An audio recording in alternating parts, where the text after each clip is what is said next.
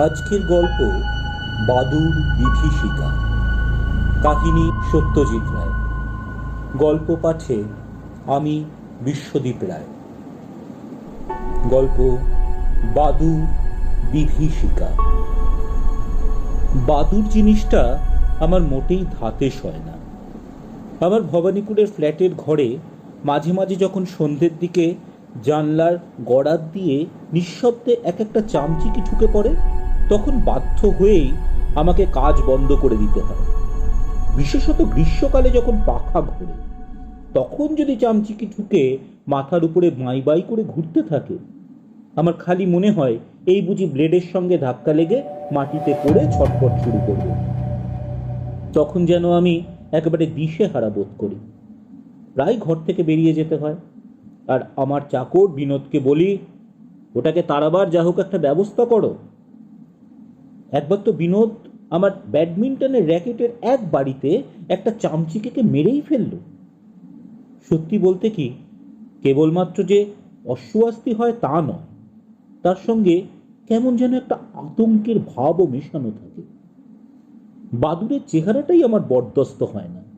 না পাখি না জানোয়ার, তার উপরেই মাথা নিচু করে পা দিয়ে গাছের ডাল আঁকড়িয়ে ঝুলে থাকা, এই সব মিলিয়ে আমার মনে হয় এই বাদুড় জীবটার অস্তিত্ব না থাকলেই বোধহয় ভালো ছিল।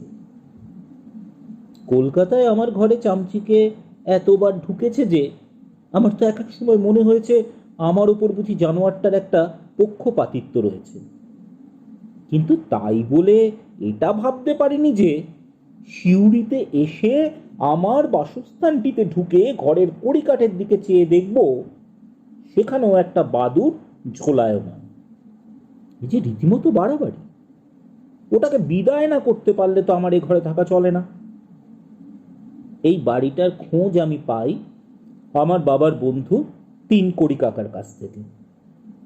এককালে ইনি সিউড়িতে ডাক্তারি করতেন, এখন রিটায়ার করে কলকাতায় আছেন। বলাই বাহুল্য, সিউড়িতে এনার অনেক জানাশোনা আছে।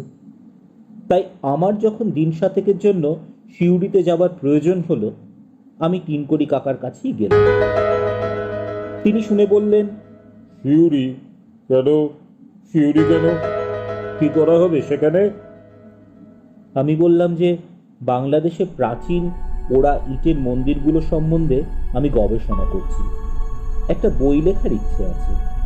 এমন সুন্দর সব মন্দির চারিদিকে ছড়িয়ে আছে, অথচ সেই নিয়ে আজ অবধি একটা প্রামাণ্য বই কেউ লেখেনি।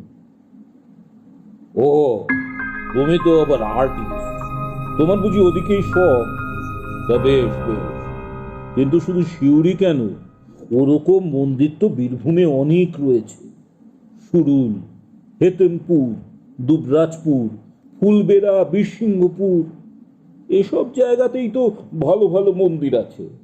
তবে সেসব কি এতই ভালো যে তা নিয়ে বই লেখা যায়?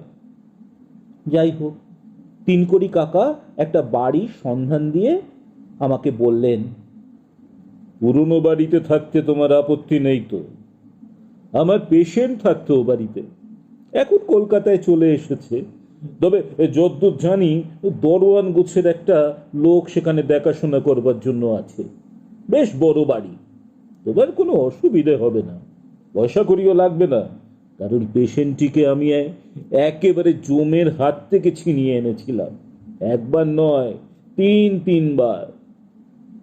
দিন সাতেকের জন্য তার বাড়ির একটা ঘরে একজন গেস্ট থাকবে, আমি এমন অনুরোধ করলে তিনি খুশি হয়েই রাজি হবে। হলো তাই। কিন্তু সাইকেল রিক্সা করে স্টেশন থেকে মালপত্র নিয়ে বাড়িটায় পৌঁছে ঘরে ঢুকেই দেখি বাদুড়। বাড়ির তত্ত্বাবধায়ক বৃদ্ধ দারোয়ান গোছের লোকটাকে হাঁক দিলাম, কি নাম হে তোমার? ইয়াকে মধুসূদন।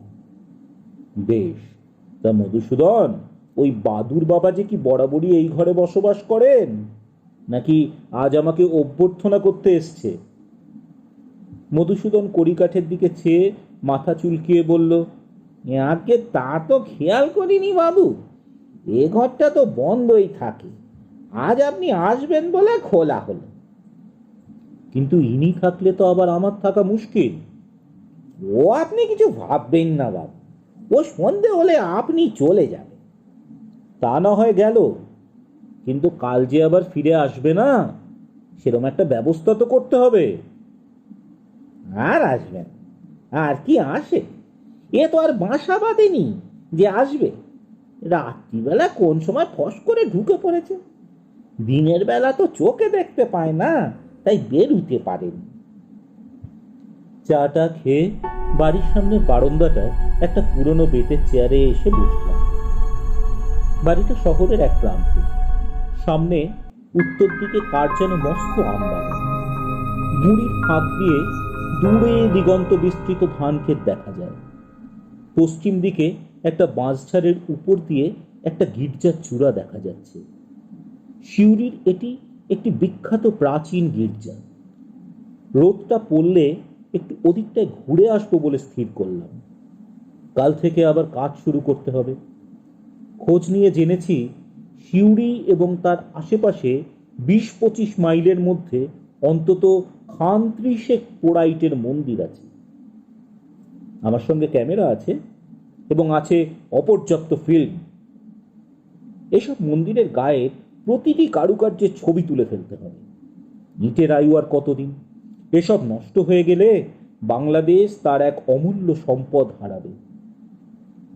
আমার রিস্টওয়াচের দিকে চেয়ে দেখি 5:30। গির্জার মাথার পিছনে সূর্য অদৃশ্য হল। আমি আর ভেঙে চেয়ার ছেড়ে উঠে সবে বারান্দার সিঁড়ির দিকে পা বাড়িয়েছি, এমন সময় আমার কান ঘেঁষে শনশন শব্দ করে কি যেন একটা উড়ে আমবাগানের দিকে চলে গেল। শোয়ার ঘরে ঢুকে কড়িকাঠের দিকে চেয়ে দেখি বাদুর টান নেই। যাক বাবা, বাঁচা গেল। সন্ধেটা অদ্ভুত নির্বিঘ্নে কাটবে। হয়তোবা আমার লেখার কাজটাও কিছু এগিয়ে রাখতে পারবো।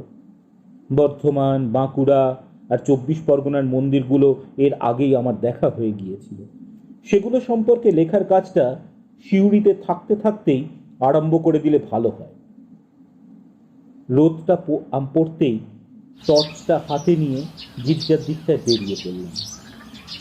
বীরভূমের লাল মাটি, অসমতল জমি, তাল আর খেজুর গাছের সারি, সবই আমার বড় ভালো লাগে। তবে সিউড়িতে আমার এই প্রথম আসা।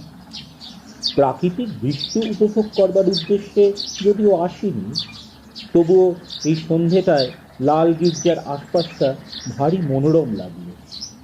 হাঁটতে হাঁটতে গির্জা ছাড়িয়ে পশ্চিম দিকে আরও খানিকটা পথ এগিয়ে গেলাম। সামনে দেখলাম খানিকটা জায়গা রেলিং দিয়ে ঘেরা। দূর থেকে কারো বাগান বলে মনে হয়। একটা লোহার গেটও রয়েছে। আরো খানিকটা এগিয়ে গিয়ে বুঝলাম না, বাগান নয়, গোরস্থান। খান 30 খ্রিস্টানদের কবর রয়েছে গোরস্থানটায়। কোনোটির উপরে কারুকার্য করা পাথর বা ইটের স্তম্ভ, আবার কোনোটিতে মাটিতে শোয়ানো পাথরের ফলক।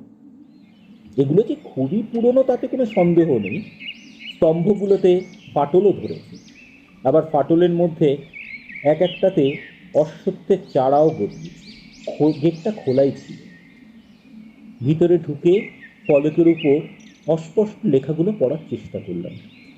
একটায় দেখলাম সন 1793, আর একটায় 1788। সবই সাহেবদের কবর।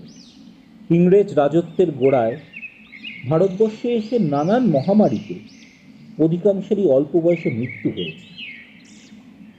একটা ফলকের লেখাটা একটু স্পষ্ট আছে দেখে আমার টর্চ জ্বালিয়ে ঝুঁকে সেটা পড়তে যাব, এমন সময় আমার পিছনেই যেন একটা পায়ের শব্দ পেলাম।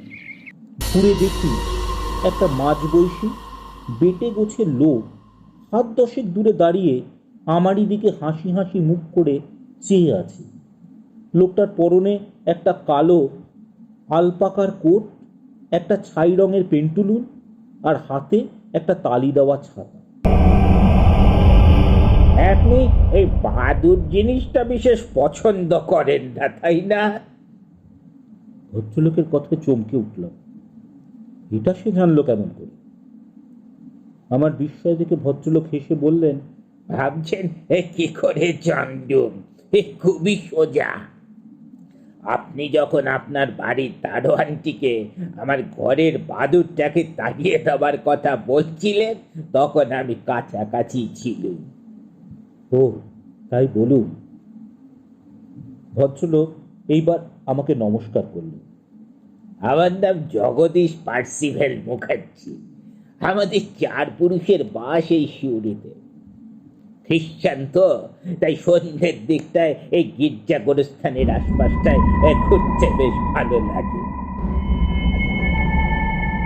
অন্ধকার বাড়ছে দেখে আস্তে আস্তে বাড়ির দিকে পা বাড়ালাম। ভদ্রলোক আমার সঙ্গ নিল। কেমন যেন লাগছিল লোকটা। এমনি নিরীহ বলেই মনে হয়, কিন্তু গলার স্বরটা যেন কেমন মিহি, অথচ রীতিমতো কর্কশ। আর গায়ে পড়ে যেসব লোক আলাপ করে তাদের আমার এমনিতেই ভালো লাগে। টর্চের বোতাম টিপে দেখি সেটা জ্বলছে না। মনে পড়ল হাওড়া স্টেশনে একজোড়া ব্যাটারি কিনে নেব ভেবেছিলাম, সেটা আর হয়নি। কি মুশকিল, রাস্তায় সাপখোপ থাকলে তো দেখতেও পাবো না। ভদ্রলোক বললেন, আপনি টর্চের জন্য চিন্তা করবেন না, অন্ধকারে চলাফেরার অভ্যেস আমার আছে, বেশ ভালোই দেখতে পাই। সাবধান, একটা গর্ত আছে সামনে। ভদ্রলোক আমার হাতটা ধরে একটা টান দিয়ে বাঁদিকে সরিয়ে দিলেন। তারপর বললেন, ভ্যাম্পায়ার কাকে বলে জানেন? সংক্ষেপে বললুম, জানি। রক্তচোষা বাদুরকে বলে ভ্যাম্পায়ার ব্যাং। ঘোড়া, গরু, ছাগল ইত্যাদির গলা থেকে রক্ত চুষে খায়। আমাদের দেশে এই বাদুর আছে কিনা সেটা জানি না, তবে বিদেশি বইয়ে ভ্যাম্পায়ার ব্যাটের কথা পড়েছি। শুধু বাদুর কেন, বিদেশি ভূতের গল্পের বইয়েও পড়েছি। মাঝরাত্রিরে কোনো কবর থেকে মৃতদেহ বেরিয়ে এসে জ্যান্ত ঘুমন্ত মানুষের গলা থেকে রক্ত চুষে খায়, তাদেরও বলে ভ্যাম্পায়ার। কাউন্ট ড্রাকুলার রোমহর্ষক কাহিনী সে তো স্কুল থাকতেই পড়ছি। আমার বিরক্ত লাগলো এই ভেবে, বাদুরের প্রতি আমার বিরূপ মনোভাবের কথা জেনেও ভদ্রলোক আবার গায়ে পড়ে বাদুর প্রসঙ্গ কেন তুলছে। এরপর দুজনেই কিছুক্ষণ চুপচাপ। আমবাগানটার পাশ কাটিয়ে বাড়ির কাছাকাছি পৌঁছতে ভদ্রলোক হঠাৎ বললেন, আপনার সঙ্গে এই আলাপ করে বিশেষ আনন্দিত হলুম। আছেন তো কদিন? বললুম, দিন 7 আছি।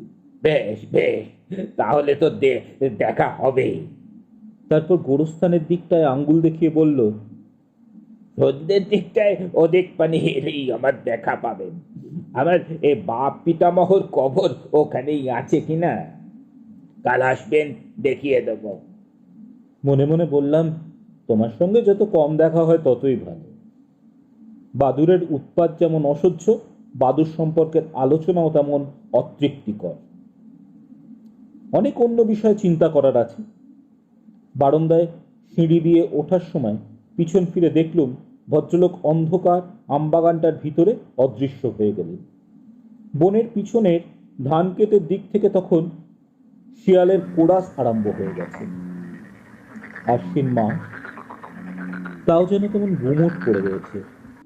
খাওয়া দাওয়া করে বিছানায় শুয়ে কিছুক্ষণ এপাশ ওপাশ করে ভাবলাম, বাদুরের ভয়ে জানলা দরজাগুলো বন্ধ করে দিয়েছিলাম, সেগুলো খুলে দিলে বোধহয় কিছুটা আরাম হতে পারে। কিন্তু দরজাটা খুলতে ভরসা হলো না। বাদুরের জন্য নয়, দরোয়ান বাবাজি ঘুম যদি হালকা হয় চোরের উপদ্রব থেকেও বোধহয় রক্ষা পাওয়া যাবে। কিন্তু এইসব মফস্বল শহরে মাঝে মাঝে দেখা যায় দরজা খোলা রাখলে রাস্তার কুকুর ঘরে ঢুকে চটি জুতো দফা রফা করা দিয়ে চলে যায়। এই অভিজ্ঞতা আমার আগে অনেকবার হয়েছে, তাই অনেক ভেবে দরজা দুটো না খুলে পশ্চিম দিকের জানলাটা খুলে দিলাম। দেখলাম বেশ ঝিরঝির করে হাওয়া আসছে।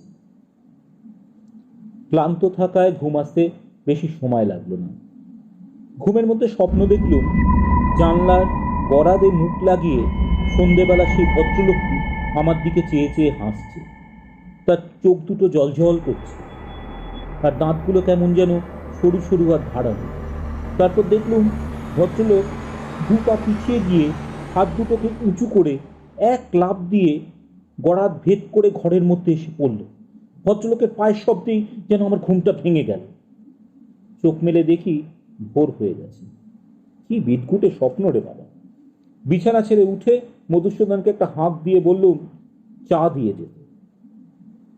সকাল সকাল খেয়ে বেরিয়ে না পড়লে কাজের অসুবিধা হবে। মধুসূদন বারান্দায় বেতের টেবিলে চা রেখে চলে যাওয়ার সময় লক্ষ্য করলুম তাকে যেন বিষণ্ণ দেখাচ্ছে। বললুম, কি হলো মধুসূদন, শরীর খারাপ নাকি, না রাত্রে ঘুম হয়নি? মধু বলল, না বাবু, আমার কিছুই হয়নি, হয়েছে আমার বাছুরটা। কি হলো আবার? কাল রাত্রিরে সাপের কামড় খেয়ে মরে গেছে। সে কি মরেই গেল? আগে তার মরবে না, এইসব 7 দিনের বাছুর, গলার কাছটায় মেরেছে ছোবল, কি জানি গোকরো নাকি। মনটা কেমন যেন খচ করে উঠল। গলার কাছে, গলায় ছোপল। কালই যেন। হঠাৎ মনে পড়ে গেল ভ্যাম্পায়ার ব্যাট। জন্তু জানোয়ারের গলা থেকে রক্ত শুষে নেয় ভ্যাম্পায়ার।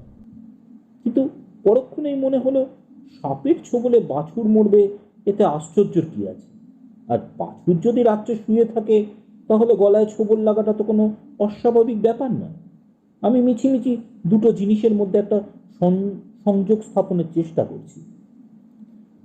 মধুসূদনকে সান্ত্বনা দেবার মতো দু একটা কথা বলে কাজের তোড়জোড় করব বলে ঘরে ঢুকতেই দৃষ্টিটা যেন আপনা থেকেই কড়িকাঠের দিকে চলে গেল।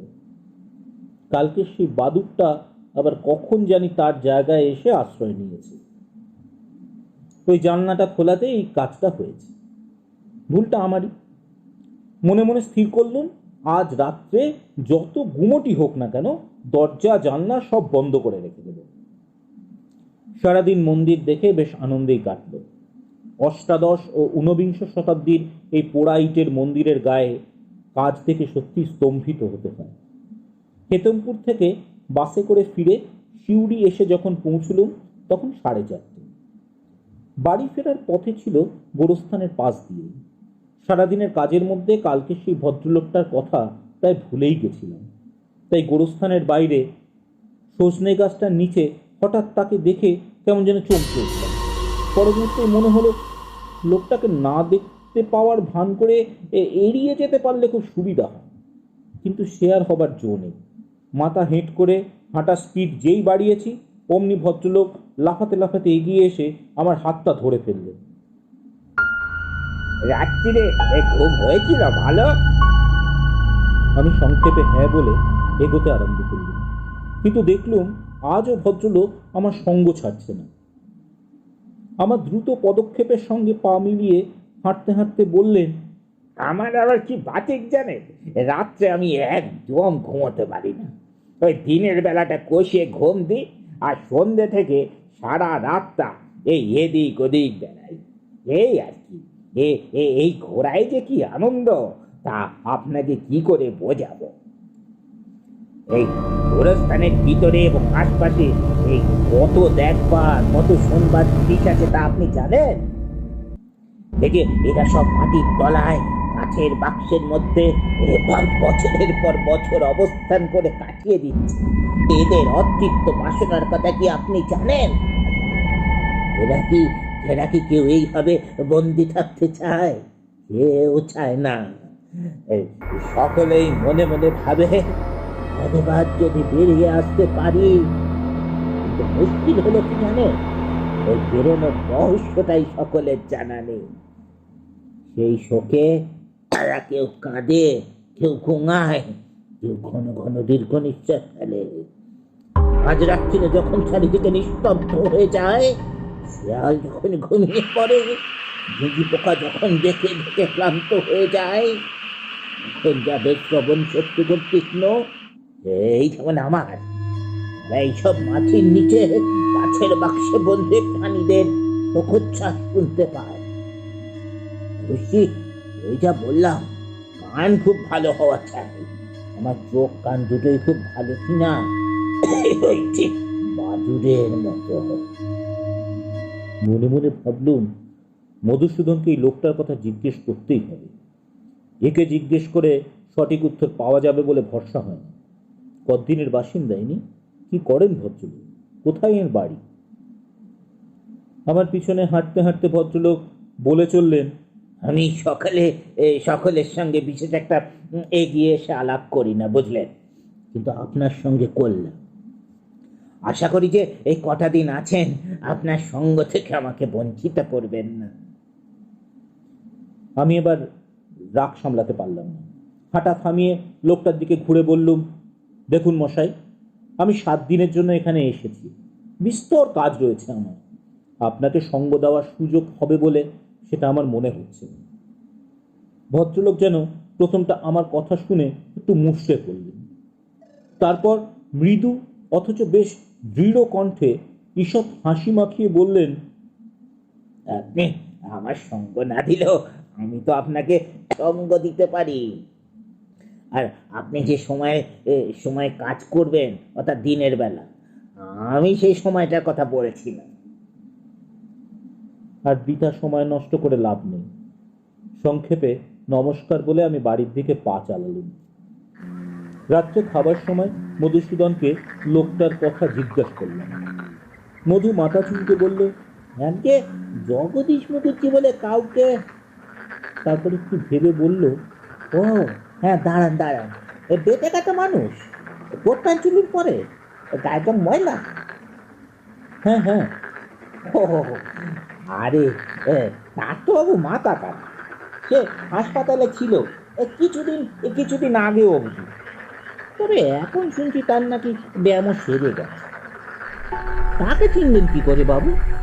তাকে তো অনেকদিন দেখিনি। ওই বাপ নীলমণি মুখুজ্জে ছিলেন পাদ্রী সাহেব, খুব ভালো লোক।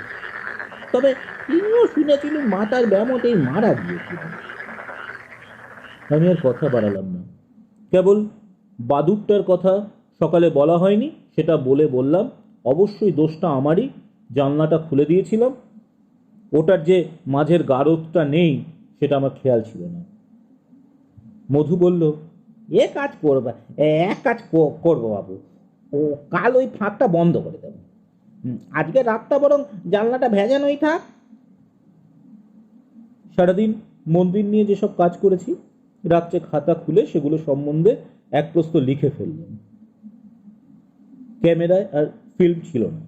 বাক্স খুলে আগামীকালের জন্য নতুন ফিল্ম ভরলাম। জানলার দিকে বাইরে তাকিয়ে দেখি গতকালের জমাট মেঘ কেটে গিয়ে চাঁদের আলোয় বাইরেটা তকতক করছে। লেখার কাজ শেষ করে বারান্দায় এসে বেতের চেয়ারটায় কিছুক্ষণ চুপচাপ বসে রইলাম। 11টার কাছাকাছি উঠে এসে এক গ্লাস ঠান্ডা জল খেয়ে বিছানায় শুয়ে পড়লাম। মনে মনে ভাবলাম, আজকালকার বৈজ্ঞানিক যুগে জগদীশবাবুর কথাগুলো সত্যিই হাস্যকর। স্থির করলাম, হাসপাতালে জগদীশবাবু কি চিকিৎসা হয়েছিল এবং কোন ডাক্তার চিকিৎসা করেছিলেন সেটা একবার খোঁজ নিতেই হবে। মেঘ কেটে গিয়ে গুমোট ভাবটা কেটে গিয়েছে। জানলা বন্ধ করতে করতে কোনো অসুবিধা লাগছিল না, বরঞ্চ পাতলা চাদরটা যেটা এনেছিলাম সেটা আজ গায়ে দিতে হলো।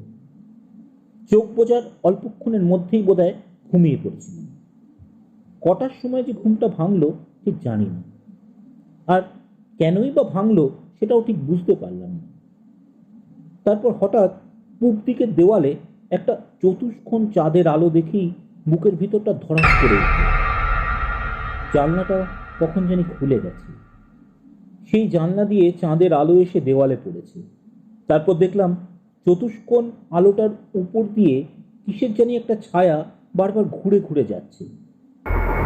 নিঃশ্বাসটা বন্ধ করে হাতটা ফিরিয়ে উপরের দিকে চাইতেই বাদুরটা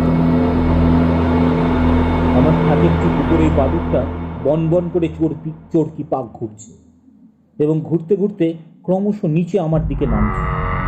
আমি প্রাণপণ চেষ্টা করে যতটা সাহস সঞ্চয় করা যায় করলাম। এই অবস্থায় দুর্বল হলে অনিবার্য বিপদ। বাদুরটার দিক থেকে দৃষ্টি না ফিরিয়ে আমার ডান হাতটা খাটের পাশের টেবিলের দিকে বাড়িয়ে টেবিলের উপর থেকে আমার শক্ত বাঁধানো খাতাটা তুলে নিলাম। 3-4 হাতের মধ্যে বাদুরটা যেই আমার কণ্ঠনালীর দিকে তাক করে ঝাঁপ দিয়েছে, আমি আর সঙ্গে সঙ্গে খাতাটা দিয়ে তার মাথায় প্রচণ্ড বাদুরটা ছিটকে গিয়ে জানলার গড়াদের সঙ্গে একটা ধাক্কা খেয়ে একেবারে ঘরের বাইরে মাঠে গিয়ে পড়ল। পর মুহূর্তেই একটা খচমচ শব্দ মনে হলো কে যেন ঘাসের উপর দিয়ে দৌড়ে পালালো। জানলাটার কাছে কাছে গিয়ে হাত দিয়ে গলা বাড়িয়ে দেখলাম, না, কোথাও কিছু নেই। বাতুরটারও চিহ্ন মাত্র নেই। বাকি রাতটা আর ঘুমোতে পারলাম না। সকালে রোদ উঠতেই রাত্রের বিভীষিকা মন থেকে অনেকটাই কেটে গেল। এই বাদুর যে ভ্যাম্পায়ার, এখনো পর্যন্ত তার তো কোনো সঠিক প্রমাণ নেই। আমার দিকে বাদুরটা নেমে আসছিল মানেই যে আমার রক্ত খেতে আসছিল, তারও তো কোনো সত্যি প্রমাণ নেই। ওই বিদকুটে লোকটা যদি ভ্যাম্পায়ারের প্রসঙ্গ না তুলত, তাহলে আমার এই কথা মনেও আসতো না। কলকাতায় যেমন বাদুর ঘরে ঢোকে, এ বাদুরকে তারই সমগোত্রী বলেই তো মনে হয়। যাই হোক, হেতেমপুরের কাজ বাকি আছে। চা পান সেরে 6:30 নাগাদ বেরিয়ে পড়লাম। গোরস্থানের কাছাকাছি আসতে একটা আশ্চর্য দৃশ্য দেখলাম। স্থানীয় কয়েকটা লোক জগদীশবাবুকে ধরাধরি করে নিয়ে আসছে। দেখে মনে হলো জগদীশবাবু অজ্ঞান, তার কপালে যেন চাপ বাঁধা রক্তের দাগ। কি হয়েছে জিজ্ঞেস করতে সামনের লোকটা হেসে বললেন, এই বোধহয় গাছ থেকে পড়ে গেছে, বুঝলেন, পড়ে গিয়ে মাথা ফাটিয়ে অজ্ঞান। বললাম, সে কি, গাছ থেকে পড়বেন কেন? আরে মশাই, এ লোক বদ্ধ পাগল, মাঝে একটু সুস্থ হয়েছিল, তার আগে সন্ধ্যাবেলা এ গাছ সে গাছ উঠে মাথা নিচু করে ঝুলে থাকতো, ঠিক যেন বাদুরের, বুঝলেন না, বাদুরের